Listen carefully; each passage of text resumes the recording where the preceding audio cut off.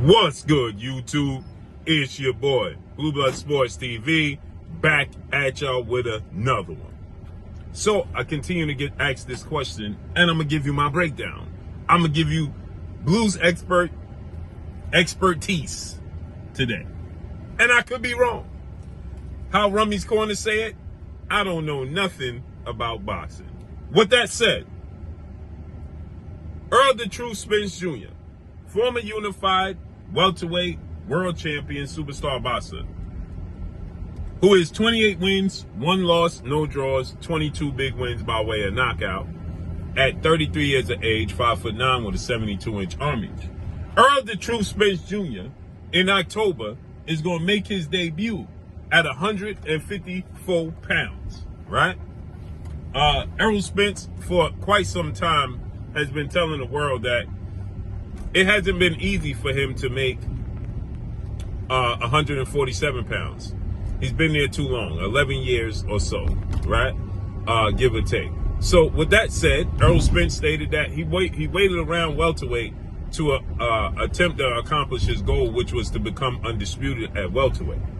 And he came up short in his last fight, which is the last time we saw Errol Spence in the ring, which was July of 2023, when he took on Terrence Bud Crawford in the biggest, most lucrative fight of his career for undisputed.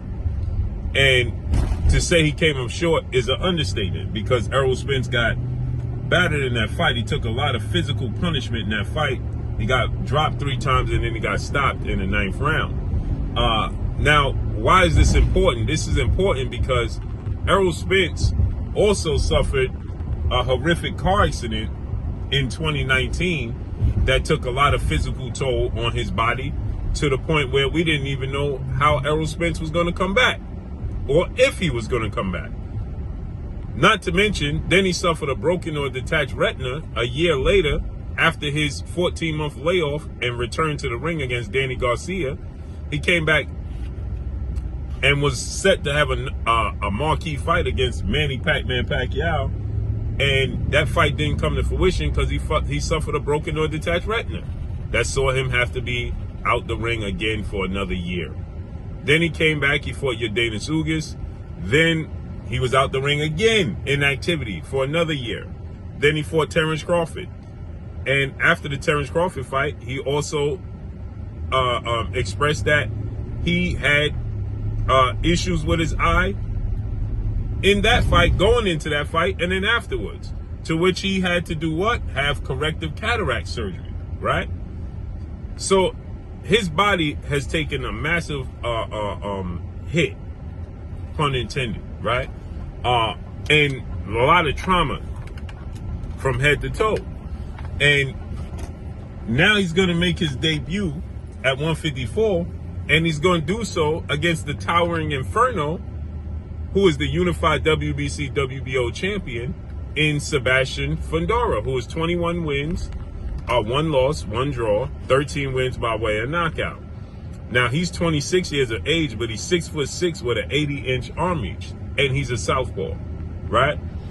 And the question is, now we saw Errol Spence in there with Terrence Crawford. Now, Terrence Crawford is the ultimate southpaw. He's a masterclass southpaw who can switch from southpaw to orthodox. So Terrence Crawford is not your average southpaw.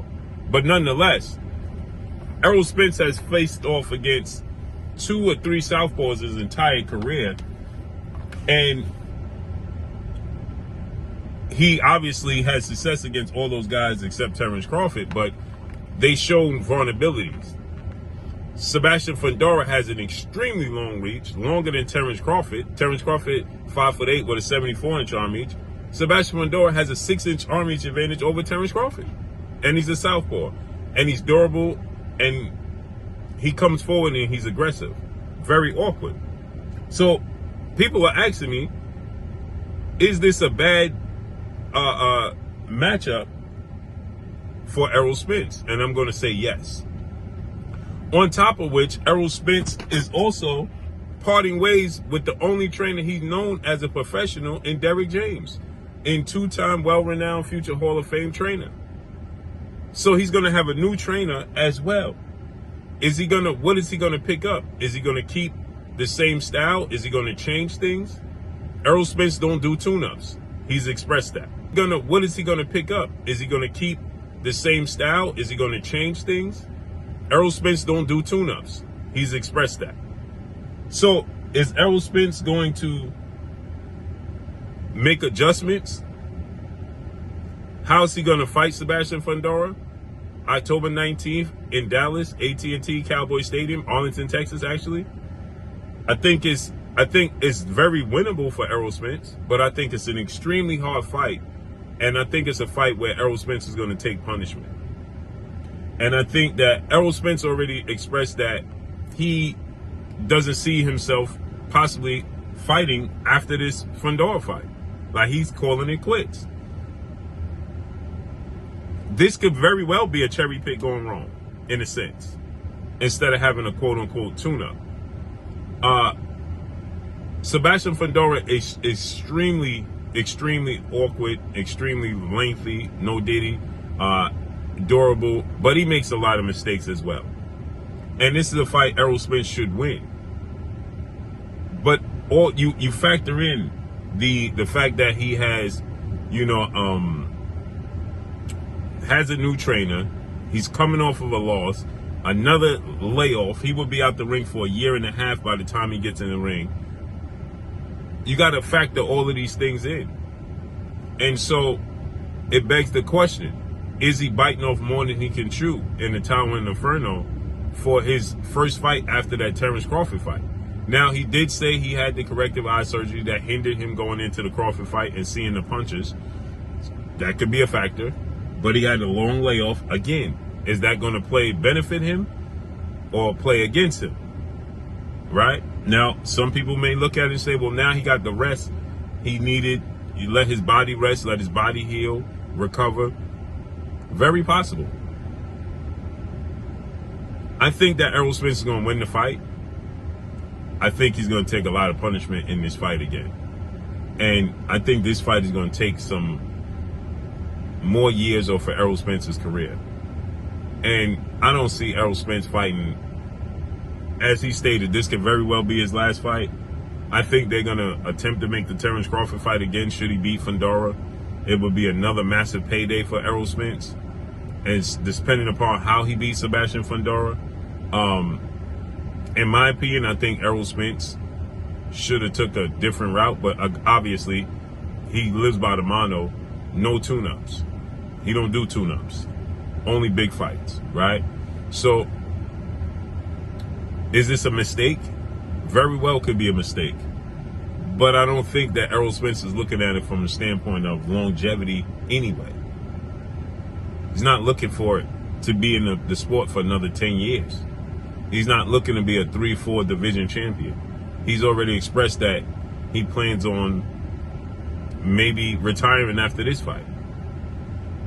But I do think that he's going to take punishment because of his style. And because he's going to be with a new trainer, you're not going to see a drastic difference in anything he does in this fight with Fundora. He's going to come forward. He's going to have a high work rate. He's going to be aggressive. He's going to go hunt Fundora's body. Now, I will say this. This is a bad matchup for Sebastian Fundora as well.